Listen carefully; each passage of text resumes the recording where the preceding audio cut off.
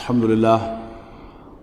لله نحمده ونستعينه ونستغفره ونؤمن به ونتوكل عليه ونعوذ بالله من شرور أنفسنا ومن سيئات أعمالنا من يهده الله فلا مضل له ومن يضلله فلا هادي له ونشهد أن لا إله إلا الله وحده لا شريك له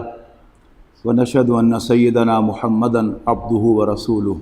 أرسله بالهدى ودين الحق ليظهره على الدين كله وكفى بالله شهيدا فصلى الله عليه وسلم تسليما كثيرا كثيرا أما بعد فأعوذ بالله من الشيطان الرجيم بسم الله الرحمن الرحيم يريدون ليطفئوا نور الله بأفواههم والله متم نوره ولو كره الكافرون۔ محترم بزرگوں، دوستوں، عزیزوں اور بھائیوں، میں قدرے تفصیل سے عرض کر چکا ہوں کہ اللہ تعالیٰ نے رسول اللہ صلی اللہ علیہ وسلم کو اللہ کے دین کے غلبے کے لیے اظہار دین حق، قرآن مجید میں کہا گیا، دین حق کے اظہار کے لیے، اس کو سب سے اونچا کرنے کے لیے علی الدین کلی ہی، کل نظام زندگی پر، کل دین پر بھیجا، ولو کرہ الکافرون ولو کرہ المشرکون، خواہ یہ بات مشرکوں کو کتنی ناگوار گزرے۔ میں نے عرض کیا تھا کہ نبی اکرم صلی اللہ علیہ وسلم نے جزیرہ نما عرب کی حد تک اپنے فرض منصبی کو پورا کر دیا اور اللہ کے دین کو بالفعل غالب کر دیا۔ نبی اکرم صلی اللہ علیہ وسلم کے وصال کے فوراً بعد اللہ کے دین کے دشمنوں نے یہ سمجھا کہ ہمارے لیے میدان صاف ہو گیا، لیکن ان کا یہ خیال غلط فہمی ثابت ہوا جب حضرت ابوبکر صدیق رضی اللہ تعالی عنہ نے تمام آندھیوں کو اللہ تعالیٰ کے فضل و کرم سے روک دیا اور ایک سموتھ حکومت حضرت عمر رضی اللہ تعالیٰ عنہ کو ڈیلیور کی۔ حضرت عمر رضی اللہ تعالیٰ عنہ نے اس میں رنگ بھرے اور اس نظام کو چار چاند لگائے، اور جیسا کہ میں نے عرض کیا تھا کہ یہ نوع انسانی کی بددیانتی ہے کہ وہ حضرت عمر رضی اللہ تعالیٰ عنہ کا یا اسلام کا ذکر نہیں کرنا چاہتے، اسلام کو کوئی کریڈٹ نہیں دینا چاہتے کہ اسلام پوری دنیا میں پھیل نہ جائے۔ لیکن جیسے کہا گیا اس آیہ مبارکہ میں کہ وَلَوْ كَرِهَ الْمُشْرِكُونَ وَلَوْ كَرِهَ الْكَافِرُونَ، اللہ تعالیٰ نے اپنے نور کو بھی مکمل کرنا ہے اور اللہ تعالیٰ نے اپنے دین کو بھی غالب کرنا ہے، خواہ یہ بات کافروں کو، مشرکوں کو کتنی ہی ناگوار ہو۔ خلافت راشدہ پوری نوع انسانی کے لیے ہدایت کا مینار ہے۔ ہمارے تین خلفاء نے اپنے عمل سے ثابت کیا،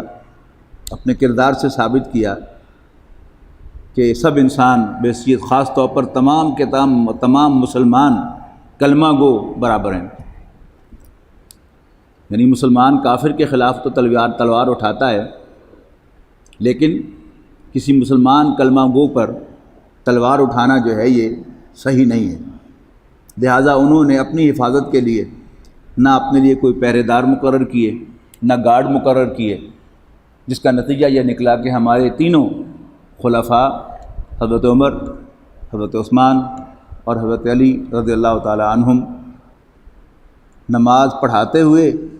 نماز پڑھا کر باہر نکلتے ہوئے یا اپنے گھر کے اندر قرآن مجید پڑھتے ہوئے شہید کر دیے گئے۔ اللہ کا یہ دین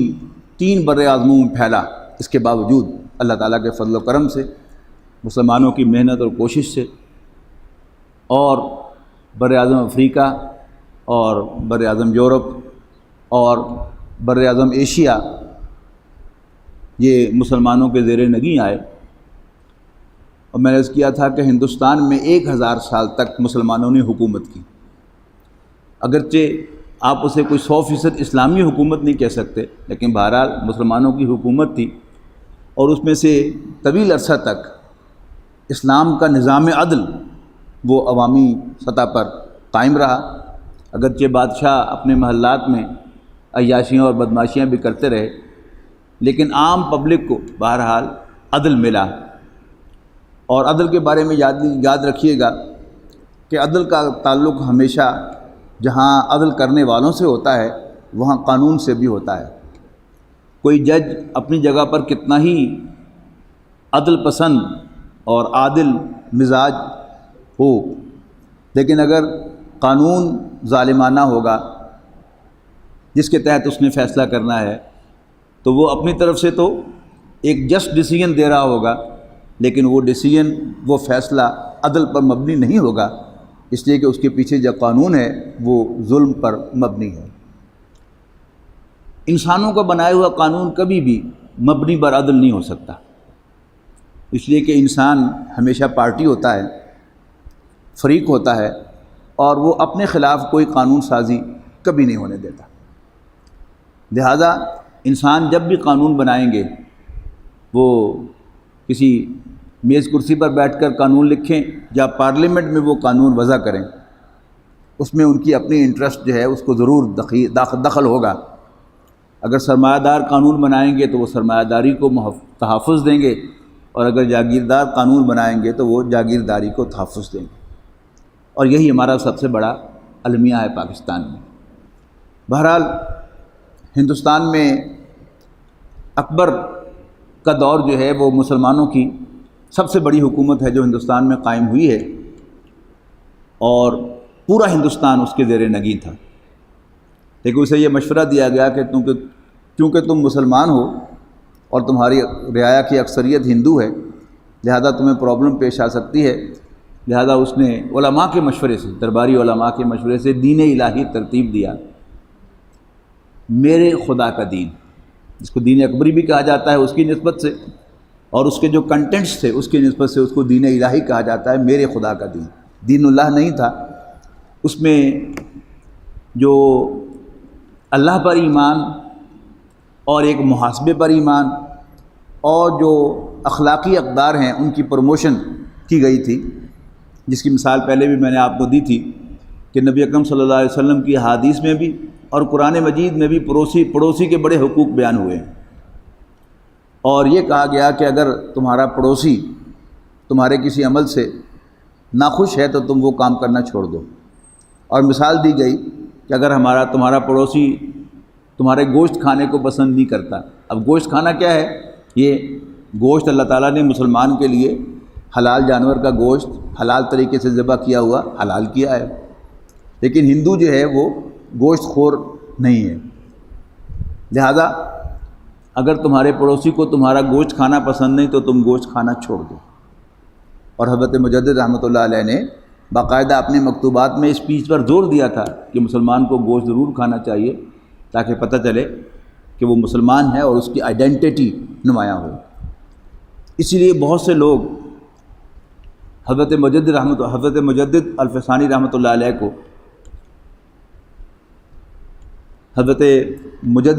علیہ کو دو قومی نظریے کا بانی قرار دیتے ہیں کہ ہندوستان میں ہندو مسلمان سکھ رہ رہے تھے، لیکن انہوں نے مسلمان کی آئیڈینٹی پر زور دے کے کہ مسلمان پہچانا جائے کہ یہ مسلمان ہے، تو انہوں نے گویا دو قومی نظریے کی بنیاد رکھی۔ اور وہ بات جو علامہ اقبال نے ان کے بارے میں کہی تو وہ تو 100% درست ہے کہ ہندوستان سے نبی اکرم صلی اللہ علیہ وسلم کو نکال دیا گیا تھا، یعنی اس دین میں رسول اللہ صلی اللہ علیہ وسلم کا کوئی ذکر نہیں تھا، میرے خدا کا دین تھا۔ تو حضرت مجدد واپس لے کر آئے نبی اکرم صلی اللہ علیہ وسلم کو، تو وہ ہند میں سرمایہ ملت کا نگہباں اللہ نے بر وقت کیا، جس کو خبردار۔ حضرت مجدد الفسانی رحمۃ اللہ علیہ مجدد الفسانی کیوں کہلاتے ہیں؟ کہ امت کا جو پہلا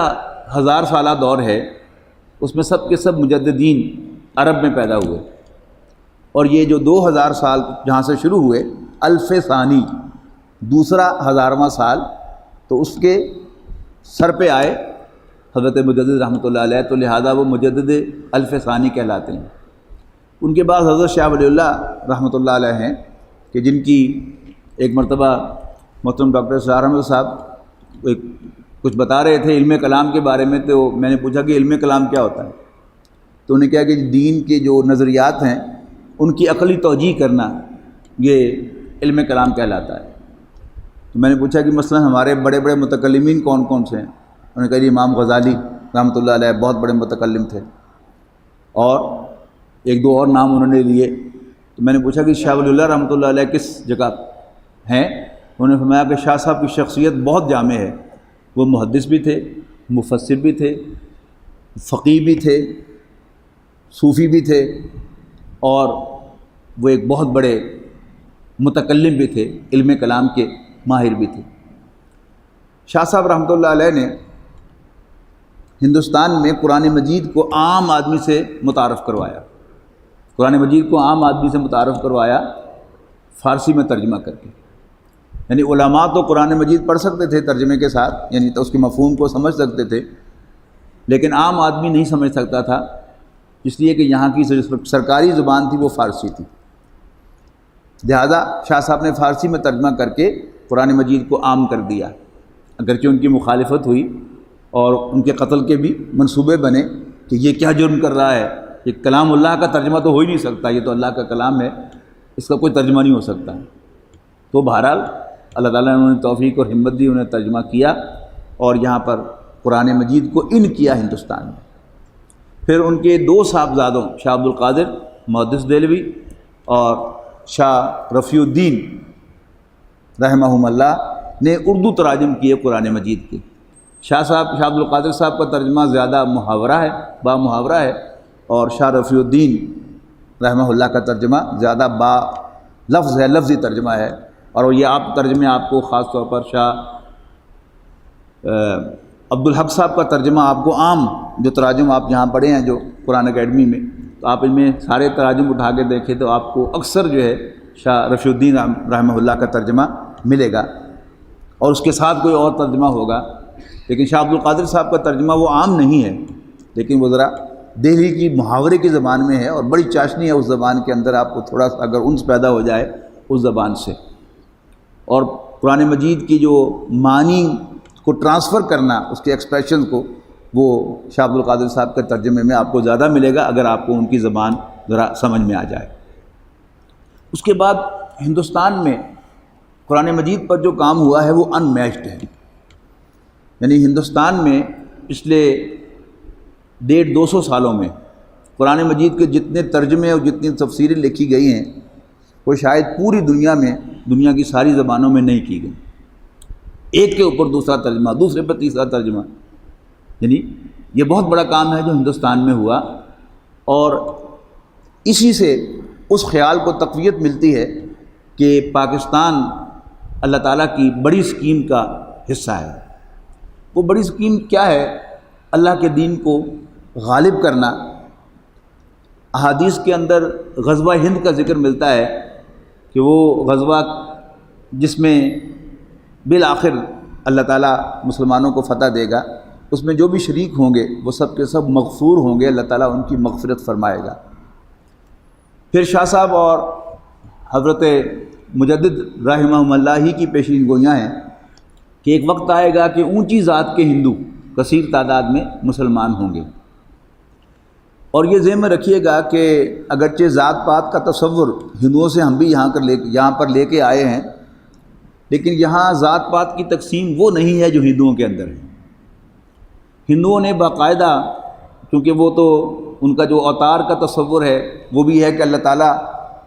کچھ انسانوں کی شکل میں دنیا میں ظاہر ہوا، اور ایک تصور ان کے یہاں ہماؤس کا تصور ہے کہ یہ پوری کائنات اللہ تعالیٰ کے وجود کا معاذ اللہ تسلسل ہے۔ یہ دونوں مشرکانہ تصورات ہیں، لیکن بہرحال ان کے ہاں پائے جاتے ہیں۔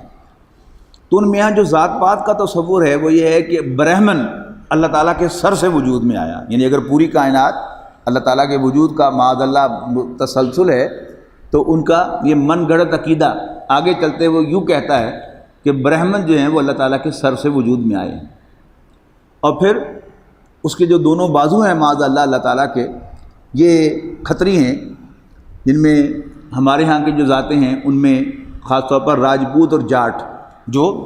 اللہ تعالیٰ کے ہاتھ ہیں کہ اللہ تعالیٰ کی تلوار، وہ یہ ذاتیں ہیں۔ پھر اس سے نیچے جو ہے وہ اللہ تعالیٰ کے پیٹ سے بننے والے معاذ اللہ وہ لوگ ہیں، جن میں شیخ یہ کاروباری معیشت کا جو معاملہ ہے، پیٹ کا تعلق معیشت سے ہوتا ہے، اس سے وجود میں آتے ہیں کہ جو معیشت کا سارا کام کرتے ہیں. یعنی شیخ جو ہے وہ کاروبار کو سنبھالتا ہے اور ارائی جو ہے وہ کھیت کو، کھلیان کو سنبھالتا ہے. یہ بھی دونوں بنیادی ضرورتیں ہیں انسان کی، وہ یہاں سے پوری ہوتی ہیں. اور پھر جو پاؤں ہیں اللہ تعالیٰ کے معاذ اللہ یا ٹانگیں ہیں، اس سے پھر شودر وجود میں آتے ہیں. سب سے نچلا درجہ ان کو دیا جاتا ہے، اور وہ کسی برتن کو ہاتھ لگا دیں تو وہ برتن ناپاک ہو جاتا ہے. اور اس طرح کی جو ذلت ہے وہ ان کے کھاتے میں رکھی جاتی ہے. پھر ہمارے ہاں جب ہم مسلمان ہو گئے تو اللہ تعالیٰ کے فضل و کرم سے کچھ چیزیں تو ہم میں آ گئیں اسلام کی، لیکن کچھ لعنتیں برقرار رہیں. ہمارے ہاں بھی ہر ذات کا شخص جو ہے وہ اپنے آپ کو اونچا سمجھتا ہے. یعنی یہ فرق آیا کہ وہ جو تقسیم تھی کہ یہ برہمن سب سے اونچا، اور پھر اس کے نیچے کھتری، اور پھر اس کے نیچے ویش، اور اس کے نیچے جو دوسرے ہیں شودر، وہ تو نہیں رہا. لیکن اس کا اثر بہرحال یہ باقی ہے کہ ہر ذات والا جو ہے وہ اپنے آپ کو اونچا سمجھتا ہے دوسرے سے، کہ میں چونکہ فلاں ذات سے تعلق رکھتا ہوں لہذا میں اونچا ہوں، ہم اونچے ہیں، باقی سب ہم سے نیچے ہیں. یہی چیز جو ہے پھر ہمارے ہاں شادی بیاہ کے معاملات میں ہوتی ہے کہ جی بس اپنی ذات میں شادی کرنی ہے. پہلی بات یہ پوچھی جاتی ہے کہ وہ اس ذات کا ہے، اگر ہے تو ٹھیک ہے بات آگے چلے گی، اگر وہ اس ذات کا نہیں ہے تو پھر بات ہی آگے نہیں چلے گی. تو یہ اسی ہندو جو بیک گراؤنڈ ہے ہماری، یہ اس کے اثرات ہیں جو ہم لے کر یہاں آئے ہیں پاکستان کے اندر. پھر اللہ تعالیٰ نے یہاں پر ایک خصوصی معاملہ کیا کہ دنیا کی واحد ریاست نام پر جو بنی وہ پاکستان اسی ہندوستان میں بن گیا. پھر اس پاکستان کو استعمال کیا مغرب نے. یعنی تاریخ کو ساتھ ساتھ چلاتے رہیے کہ دنیا میں کیا ہوا کہ پہلے بادشاہتیں تھیں اور لارڈز تھے. یعنی آپ ہندوستان کی تاریخ پڑھیں تو برطانیہ کی تاریخ پڑھیں تو اس میں بھی کیا ہے، لارڈز ہیں. اور ہندوستان میں جتنے بھی آئے ہیں وائس رائے وہ سب لارڈز ہیں. اور برطانیہ میں آج بھی ہاؤس آف لارڈز ہے، اگرچہ اب اس کی وہ حیثیت نہیں ہے، وہ ایک علیحدہ سے ایک ادارہ ہے، جیسے ہمارا سینٹ ہوتا ہے وہاں ہاؤس آف لارڈز ہے، لیکن نام انہوں نے اس کا برقرار رکھا ہے کہ اس کو ہاؤس آف لارڈز کہتے ہیں. جبکہ جو برطانیہ کے عام طور پر ادارے ہیں، چیریٹی ادارے ہوں یا دوسرے آرگنائزیشنز ہوں، تو ان میں یہ تصور جو ہے یہ ٹرسٹیز کا ہے کہ دو اگر ہاؤسز بنائے جاتے ہیں، ایک ایگزیکٹو کمیٹی ہوتی ہے اور ایک بورڈ آف ٹرسٹیز ہوتا ہے. لارڈز بھی اس کو کہتے ہیں، لیکن وہ چیز جو ملکوں کے اندر اپر ہاؤس اور لوور ہاؤس کے اعتبار سے ہوتی ہے وہ اس طرح سے چلائی جاتی ہے. پھر فرانس میں انقلاب آیا تو وہاں پر باقاعدہ بادشاہت کے خلاف ریولٹ ہوا، اور بادشاہ کو بیچ چوک میں چوراہے پر آ کر قتل کیا گیا، اس کو ذبح کیا گیا، اور جمہوریت دنیا کے اندر قائم ہو گئی. پھر جمہوریت کے ریئیکشن میں مارکسزم آئی، اور پھر کمیونسٹ نظام جو ہے وہ دنیا کے ایک بہت بڑے خطے پر آہستہ آہستہ قائم ہو گیا. روس سے شروع ہوا اور پھر چین اس کے ساتھ شامل ہوا، اور پھر یہ مغرب کی طرف ٹریول ہوا. اس نے ٹریول کیا یعنی یورپ کی طرف. یعنی روس جو ہے وہ آدھا جو ایشیا میں ہے اور آدھا یورپ میں ہے، لیکن یورپی ریاستیں جو ہیں وہ اس کا نشانہ بنی. اور جہاں ویسٹ جو ہے بشمول امریکہ وہ آزادی کا قائل ہے، جمہوریت کا قائل ہے، لیکن کمیونسٹ پارٹیز پر یورپین ممالک کے اندر بھی پابندی لگی رہے گی، اس خطرے سے کہ یہاں بھی کمیونزم نہ آ جائے اور اس کا شکار نہ ہو جائے. اب ادھر سے کمیونسٹ جب جنوب کی طرف آیا روس سے، تو روس نے افغانستان پر قبضہ جما لیا. اب موقع ہاتھ آیا امریکہ کے، تو امریکہ نے روس کو مارنے کے لیے مسلمانوں کا سہارا لیا، اس لیے کہ افغانستان ایک مسلمان ملک تھا، اگرچہ وہاں پر اسلامی حکومت قائم نہیں تھی. اور ان کا ایک خاص مزاج ہے کہ وہ اپنی بات کے بڑے پکے ہیں اور ضد کے بڑے پکے ہیں، اور بدلہ لینے میں وہ بالکل چوکتے نہیں ہیں. ان کو استعمال کیا، ان کے ہاتھ میں بندوق دی، ان کے ہاتھ میں گنز دی، اور ان کے ہاتھ میں اسٹنگر میزائلز دیے. اسٹنگر میزائل امریکہ کی ایک ایسی ایجاد تھی کہ ایک میزائل ہے کہ جو کوئی شخص اپنے کندھے کے اوپر رکھ کر کسی ہوائی جہاز کو نشانہ بنا کر اس کو چلا سکتا ہے اور ہوائی جہاز گرا سکتا ہے۔ تو خون مسلمانوں کا استعمال کیا، مین پاور مسلمانوں کی استعمال کی، اور بھرپور اسلحہ لیٹسٹ جو ہے وہ انہیں دیا، اور مسلمانوں نے روس کو افغانستان سے مار بھگایا۔ لیکن وہاں لڑنے والے مسلمان صرف افغانستان کے نہیں تھے، پوری دنیا سے، یعنی پاکستان سے تو ظاہر ہے گئے تھے، لیکن پوری دنیا سے مسلمان آئے، جہازوں کے جہاز بھر کر بغیر کسی پاسپورٹ، بغیر کسی ویزے کے وہ امریکہ کی شے پر آتے تھے، اور یہاں آ کر وہ لڑتے تھے، جام شہادت بھی نوش کرتے تھے اور غازی بن کر واپس بھی جاتے رہے۔ لیکن جب امریکہ نے روس کو مار لیا تو اس کے بعد جو وار لارڈز تھے، یعنی کوئی 7 تنظیمیں تھیں افغانستان کے اندر جو مختلف جھنڈوں کے تحت اس کے روس کے خلاف صف آرا تھیں، اب ان کی آپس کے اندر لڑائی شروع ہوئی، اور اسی میں پھر ایک دوسرے پر زیادتیاں، یعنی پہلے ان سب کو امریکہ کی طرف سے فنڈز مل رہے تھے بھرپور، اسلحہ مل رہا تھا بھرپور۔ اب ظاہر ہے کہ وہ جو نیچر ہے ایک افغانی کی کہ وہ اپنے مقصد کے لیے، اپنے مشن کے لیے لڑتا ہے اور بدلہ لیتا ہے۔ اب بدلہ لینے کا جذبہ موجود ہے، لیکن فنڈز نہیں ہیں، تازہ ہتھیار نہیں ہیں۔ اب کیا ہوا، انہوں نے آپس میں لڑنا شروع کیا، اور پھر وہی جو تمام چیزیں ہوتی ہیں کہ زیادتیاں، جو ڈکیتیاں بھی شروع ہوئیں، اور پھر ایک دوسرے کی جان لینے کا معاملہ بھی شروع ہوا، اور پھر جہاں بھی فوجی جاتے ہیں تو وہاں جنسی اعتبار سے، چونکہ وہ بھوکے ہوتے ہیں، اپنے گھروں میں نہیں ہوتے، وہ جنسی زیادتیاں بھی کرتے ہیں۔ تو ایک عورت نے آ کر فریاد کی، یہ ملا عمر جو تھے ایک مسجد کے امام تھے، ان سے آ کر فریاد کی کہ یہ معاملہ جو ہے وہ میرے ساتھ ہوا ہے، تو آپ میری کو مدد کر سکتے ہیں۔ تو ملا عمر اٹھے اور انہوں نے بہت سے جو مساجد کے علماء تھے ان سے رابطہ کیا، ان سب نے کہا کہ بالکل آپ صحیح کہتے ہیں، ہمیں کچھ کرنا چاہیے، اور انہیں ملا عمر کے ہاتھ پر بیعت کی، اور پھر وہ کھڑے ہو گئے، اور افغانستان کا ایک بہت بڑا علاقہ، یعنی صرف چند علاقے جو تھے وہ رہ گئے تھے جہاں پر کچھ اور وار لارڈز کی حکومت تھی، باقی سارا کا سارا افغانستان انہوں نے کنٹرول میں لے لیا، اور آتے ہی وہاں پر شریعت کو نافذ کر دیا۔ اب جب شریعت نافذ کی گئی وہاں پر، تو اس کے نتیجے میں ساری دنیا کے کان کھڑے ہوئے، اسلام دشمنوں کی توجہ ہوئی، کیوں یہ کیا ہو گیا؟ اس لیے کہ نبی اکرم صلی اللہ علیہ وسلم کی حدیث میں حضرت مہدی کی آمد پر اس علاقے سے، آج کا افغانستان، ہمارا مالاکنڈ ڈویژن اور کچھ علاقے ترکستانی ریاستوں کے، وہاں سے کچھ جھنڈے چلنے کی خبر ہے حدیث کے اندر، صحیح حدیث کے اندر، کہ یہاں سے کچھ جھنڈے چلیں گے جن کو کوئی سرنگو نہیں کر سکے گا، اور وہ جا کر ایلیا میں نصب ہو جائیں گے، یعنی فلسطین میں نصب ہو جائیں گے۔ اب یہ حدیث جہاں ہماری کتاب الفتن کی حدیث میں موجود ہیں، یہ انہوں نے بھی پڑھی ہوئی ہیں ہماری احادیث، وہ تو بہت زیادہ ویجیلنٹ ہیں ہمارے بارے میں، اسلام کے بارے میں، اور اسلام کا مقابلہ کرنے کے لیے، اس سے نیچے دکھانے کے لیے انہوں نے قرآن مجید بھی پڑھا ہے، اور نبی اکرم صلی اللہ علیہ وسلم کی احادیث بھی پڑھی ہیں، اور ہمارا سارا لٹریچر جو ہے وہ ان کے سامنے ہے، اور خود ان کی اپنی جو روایات ہیں ان کے اندر آپ کو معلوم ہے کہ جب نبی اکرم صلی اللہ علیہ وسلم بچے تھے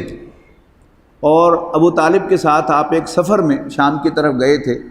تو بحیرہ نامی ایک راہب نے ابو طالب سے کہا تھا کہ اس بچے کو واپس لے جاؤ، اس کو شام کی طرف لے کر نہ جاؤ، اس لیے کہ اگر یہودی علماء نے،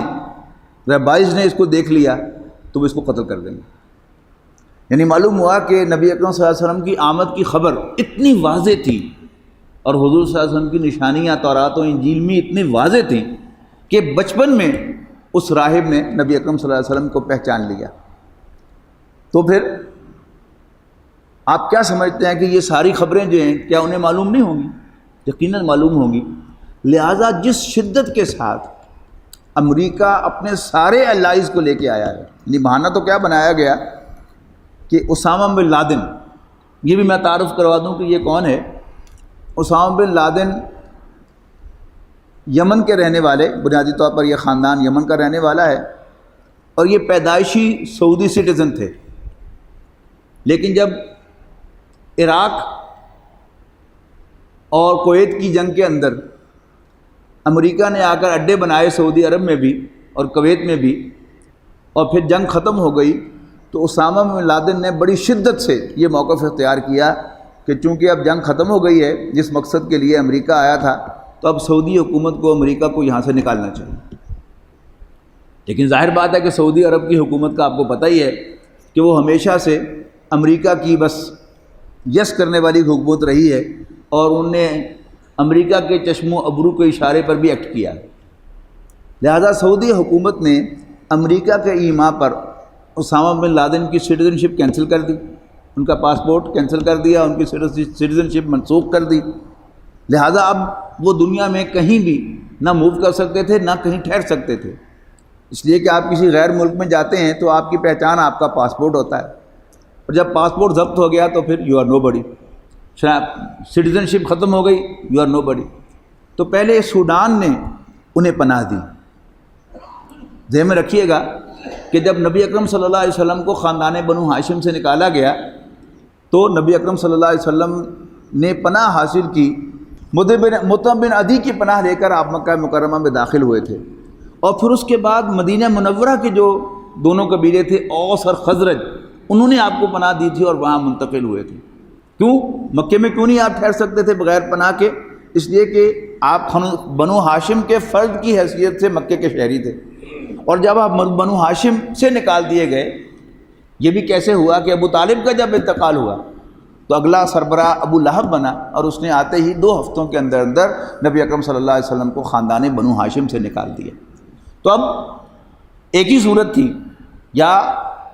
آپ مکہ مکرمہ سے نکل جاتے، پھر کہاں جاتے؟ ظاہر بات ہے کہ کسی بھی جگہ پر، جیسے مکے کے اندر یا تو کوئی کرشی رہ سکتا تھا، یا کرشی کا غلام رہ سکتا تھا، یا کرشی کا حلیف رہ سکتا تھا، یا کرشی کے زیر امان کوئی رہ سکتا تھا، کیونکہ وہ ایک قبیلے کا شہر تھا۔ پھر مدینہ منورہ کے لوگوں نے، اوس اور خزرج نے آپ کو پناہ دی، اور نبی اکرم صلی اللہ علیہ وسلم نے مدینہ منورہ کی طرف ہجرت فرمائی۔ اس کے بعد پھر یعنی سوڈان کے ناک میں دم کیا امریکہ نے، اور پھر امریکہ نے اسامہ بن لادن سے معذرت کی، سوڈان نے اسامہ بن لادن سے معذرت کی کہ سوری، ہمارے لیے بڑا مشکل ہے آپ کو پناہ دینا، تو آپ یہاں سے چلے جائیں۔ تو پھر ملا عمر نے، یعنی طالبان نے ان کو پناہ دی، اور وہ افغانستان تشریف لے آئے۔ اور اب چونکہ امریکہ نے اسامہ بن لادن کو اپنا دشمن نمبر 1 ڈکلیئر کیا، لہٰذا اب انہوں نے طالبان سے، امریکہ نے تقاضا کیا کہ اس کو ہمارے حوالے کرو۔ تو طالبان نے کہا کہ کوئی کیس لاؤ ان کے خلاف، تو پھر ہم تمہارے حوالے کر دیں گے، بغیر کیس کے ہم تمہارے حوالے نہیں کر سکتے۔ امریکہ نے پھر ایک ڈرامہ رچایا، جو اب رفتہ رفتہ سوشل میڈیا کے ذریعے سے وقتاً فوقتاً آپ تک وہ ساری تفاصیل پہنچتی رہتی ہیں، کہ 9/11 جو تھا وہ ایک ڈرامہ تھا، جو اصل میں افغانستان سے اسلامی حکومت ختم کرنے کے لیے بنایا گیا تھا، اور اس میں بیچ میں ڈالا گیا تھا اسامہ بن لادن کو، کہ یہ سارا کا سارا اس کا جو ماسٹر مائنڈ تھا وہ اسامہ بن لادن تھا۔ لہذا طالبان سے پہلے تقاضا کیا گیا کہ ہمارے حوالے کرو، اور ملا عمر نے وہاں بہت جرأت کا ثبوت دیا اور ڈٹ گئے۔ پہلے تو انہوں نے علماء کے، پورے ملک کے جو علماء تھے ان سب کو اکٹھا کیا کہ شرعی حیثیت اس کی کیا ہے۔ تو ان سب علماء نے کہا کہ کوئی حرج نہیں کہ اگر ان کو دے دیا جائے، اپنے دفاع کے لیے، اپنا ملک بچانے کے لیے دے دیا جائے تو کوئی حرج نہیں ہے، لیکن انہوں نے یہ نہیں کہا کہ یہ ان کو دینا فرض ہے۔ لہذا ملا عمر نے خود اپنی کونسل کے اندر، جو طالبان کی کونسل تھی، ان کے مشورے کے بعد یہ فیصلہ کیا کہ اگرچہ اسامہ بن لادن کو امریکہ کے حوالے کرنا جائز ہے، لیکن ہم جو افغان ہیں، ہماری روایت کے خلاف ہے کہ ہم اپنے مہمان کو گھر سے نکال دیں اور اس کو اس کے دشمن کے حوالے کر دیں، لہذا ہم نہیں دیں گے۔ لیکن چونکہ وہ شیر اور لومڑی اور اس کی دوسرے جانور کی کہانی جو اب مشہور ہے عام طور پر، کہ وہ پانی جو ہے وہ شیر سے اس کی طرف آ رہا تھا، تو اس نے کہا جی تو پانی گندہ کر رہے ہو۔ اس نے کہا جی پانی تو آپ کی طرف سے میری طرف آ رہا ہے، تو ایک دم شیر جو ہے وہ اچھل کر اس نے اس کو دبوچا اور کہا کہ میں جھوٹ بول رہا ہوں۔ تو یہ کہانیاں اصل میں جو ہمیں بچپن میں سنائی اور پڑھائی جاتی تھی یہ بیکار کہانیاں نہیں تھیں، اس میں اصل میں مورل لیسنز تھے جو کہ اکثر و بیشتر ہم نے حاصل نہیں کیے، کہ جو بڑا ہوتا ہے، جو ظالم ہوتا ہے، اس کی اپنی ایک زبان ہوتی ہے اور وہ جو بات کہتا ہے وہ بائی ہک اور کروک پوری کرتا ہے۔ تو امریکہ چونکہ بفرا ہوا ہاتھی ہوتا ہے وہ تھا، لہذا اس نے حملہ کیا اور پاکستان کو اس میں شامل کیا۔ وہ تفصیل ساری آپ کو معلوم ہے کہ امریکہ کے صدر نے ہمارے صدر کو فون کیا کہ آر یو ود اس اور ود دیم، تو انہوں نے جھٹ کہہ دیا وی آر ود یو، اور پھر پاکستان کے اڈے دیے گئے جہازوں کے اڑنے کے لیے اور ہم نے اپنے مسلمان بھائیوں پر بمباری کرائی، اور بہرحال وہ حکومت انہوں نے ختم کر دی۔ لیکن افغان طالبان جو تھے انہوں نے حکومت چھوڑ دی لیکن انڈر گراؤنڈ چلے گئے اور یہ ڈٹرمنٹ رہے۔ آخری انٹرویو جو ملا عمر نے دیا تھا تو انہیں پوچھا گیا کہ پاکستان کے بارے میں آپ کی کیا رائے ہے؟ انہوں نے کہا پاکستان ہمارا بڑا بھائی ہے اور اب کسی مجبوری کی وجہ سے اس نے ہمارا ساتھ چھوڑا ہے، لیکن اصل میں پاکستان ہمارے ساتھ ہے۔ اور جہاں تک اسلامی حکومت کا تعلق ہے، یہ میں یہ تو نہیں جانتا کہ اسلامی حکومت جب قائم ہوگی تو اس کا امیر میں ہوں گا یا کوئی اور ہوگا، لیکن مجھے یقین ہے کہ افغانستان میں دوبارہ اسلامی حکومت قائم ہوگی۔ تو طالبان نے جس جذبے اور یعنی ایمان کے ساتھ اللہ تعالیٰ پر یقین رکھتے ہوئے یہ سارا کام کیا، تو اب 80% علاقہ جو ہے وہ افغانستان کا دوبارہ افغان طالبان کے کنٹرول میں ہے، یہ آپ کے علم میں ہوگا۔ لیکن اس سے جو جنگ شروع ہوئی تو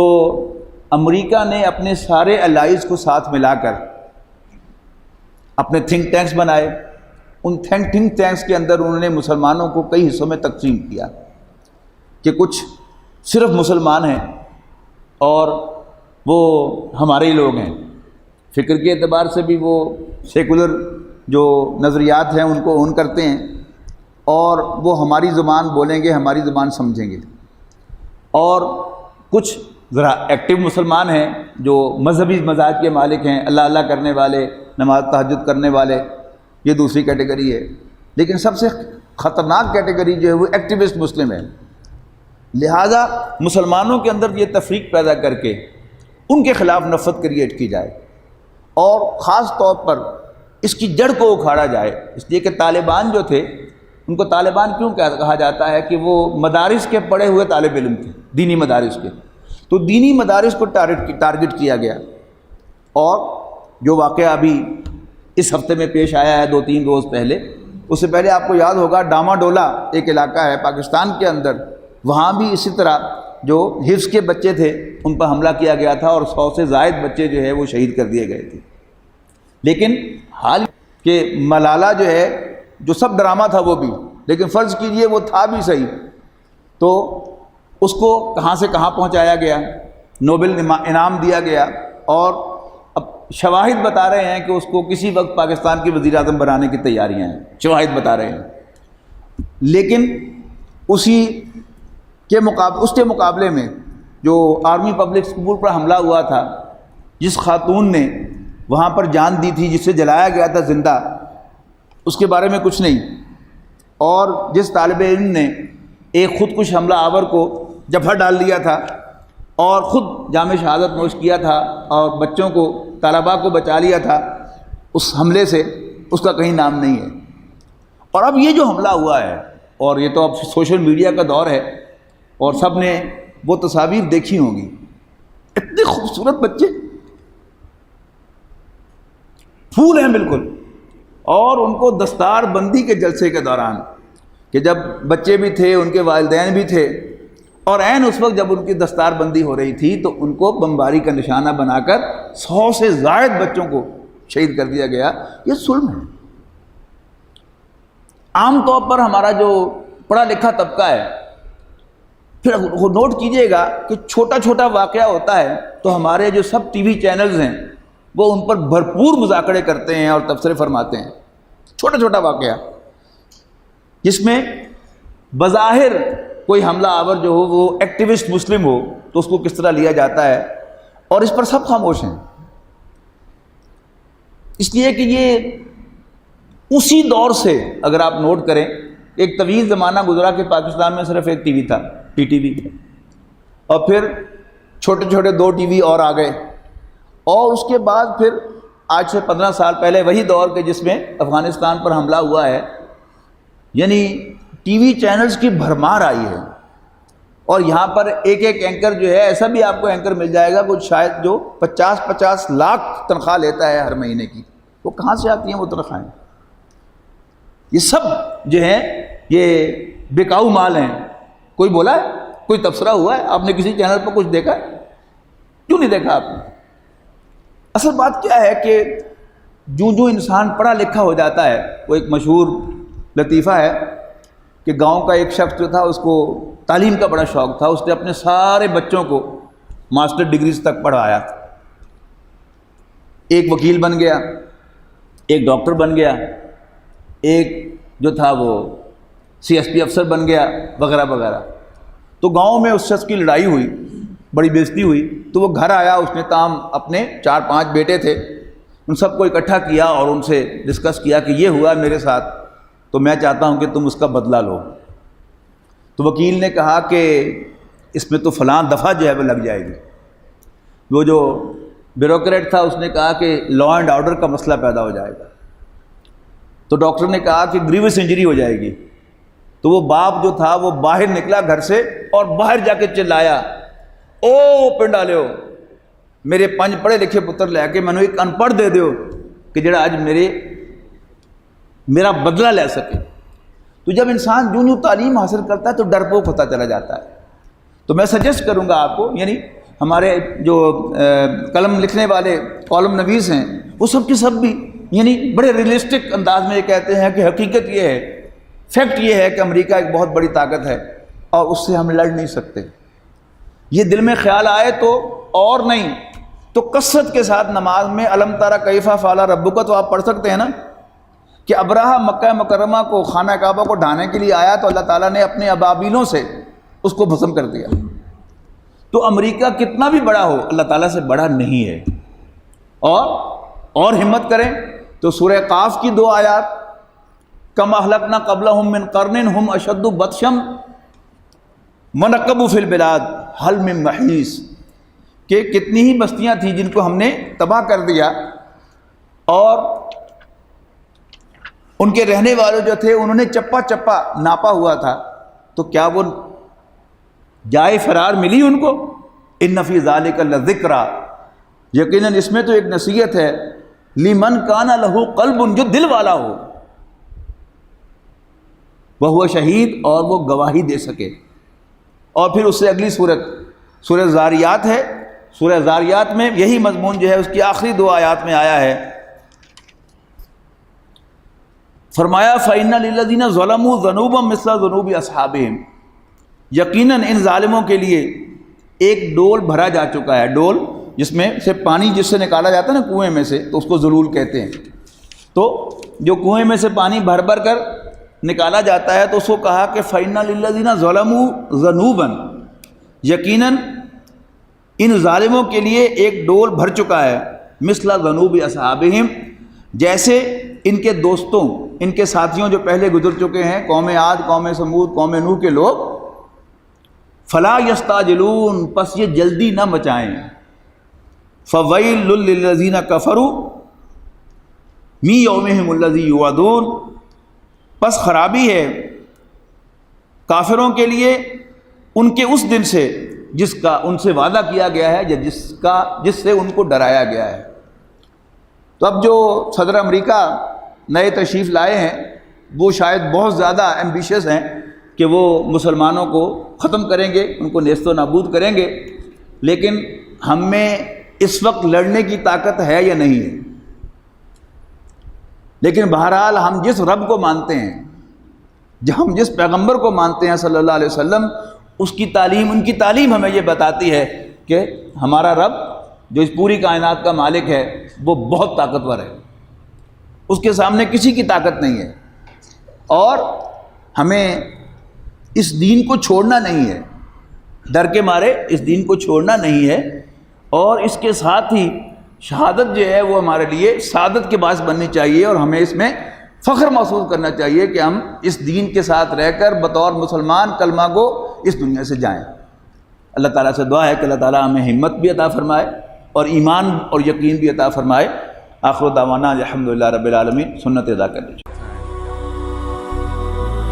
هي الحلقات تحفظني بآيات من القرآن، هي الحلقات تملأني بحب المصطفى العدنان، هي الحلقات تحفظني